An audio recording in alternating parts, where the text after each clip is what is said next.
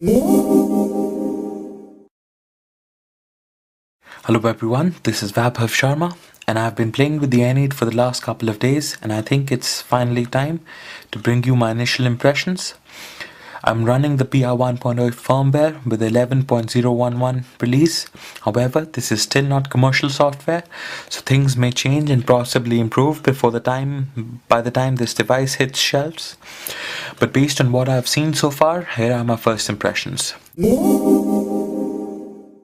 First thing that you'll notice about the N8 is its build quality, because it's built pretty much from one solid block of anodized aluminium.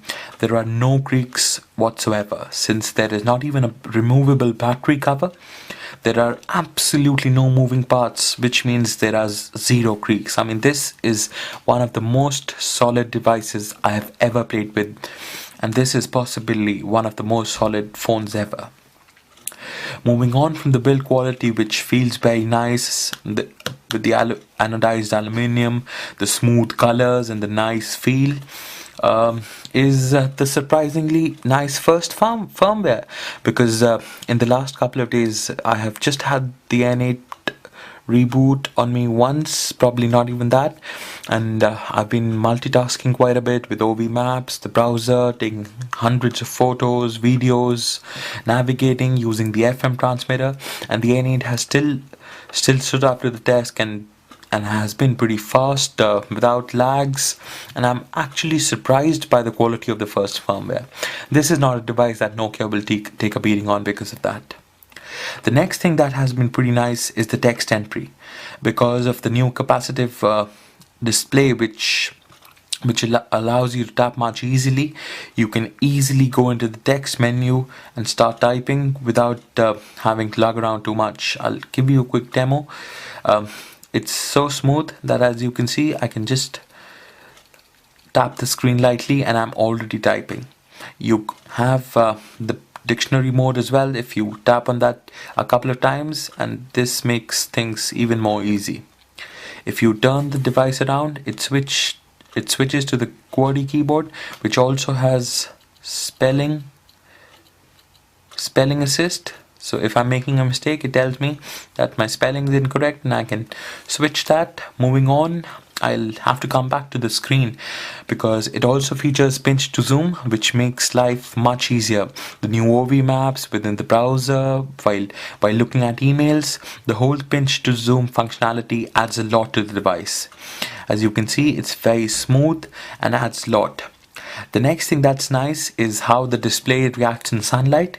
This is one of the most readable displays in sunlight. If you turn the brightness all the way up, there will rarely ever be an occasion where you cannot see the screen. I tested this thing in pretty bright light yesterday and it was spot on. The next thing the OLED screen can do is display this clock and date forever. Even when the device is in the standby mode, this is always visible. And since this is an OLED screen, the amount of power that is required to display this is minimal. So that way you can keep this next to your bedside even when it's locked, and you always have a clock to glance at. Another nice touch is once you touch this button to move into to unlock the device, you not only get an unlock switch, but you also get an idea of the amount of service you have and the amount of battery you have left. So that's nice as well.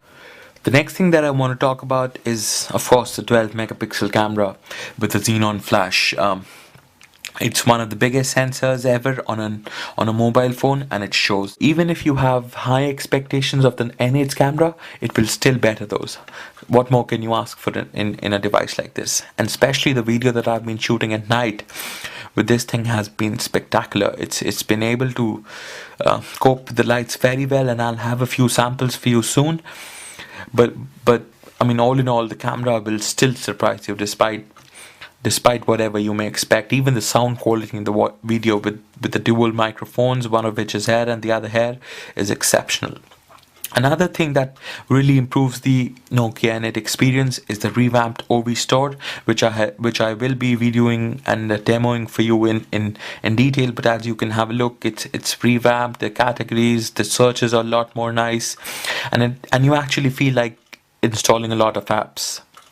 The next thing that I've noticed over the last couple of days is the battery life. despite taking hundreds of pictures, videos, navigating with OV maps, using the FM transmitter in the car, the battery has able to hold on pretty well, and I'm pretty sure that 1 days of usage is absolutely no problem with the Nokia N8. And this is still the first firmware, and this is not even commercial software that I'm running. So that's pretty nice as well. The one last thing that I want to talk about is the browser. Now everybody has been criticizing the browser, and I want to see the new cute browser myself. But the browser might not be as bad as everybody is making it to be, especially with pinch and zoom coming in. The experience has gotten a lot better. So I'm not saying this is the best browser on any device, but this is certainly something which will still get the job done. The experience might not be as nice, but you should not buy the N8 just because of the browser. So all in all, these were the initial impressions of the Nokia N8 based on a couple of days of travel with the N8, taking pictures around the city, exploring Edinburgh, and using this as pretty much the main device. If you have any questions, let me know in the comment section below. This is the Nokia N8, and this is Vapav signing off. Thanks for watching. Goodbye.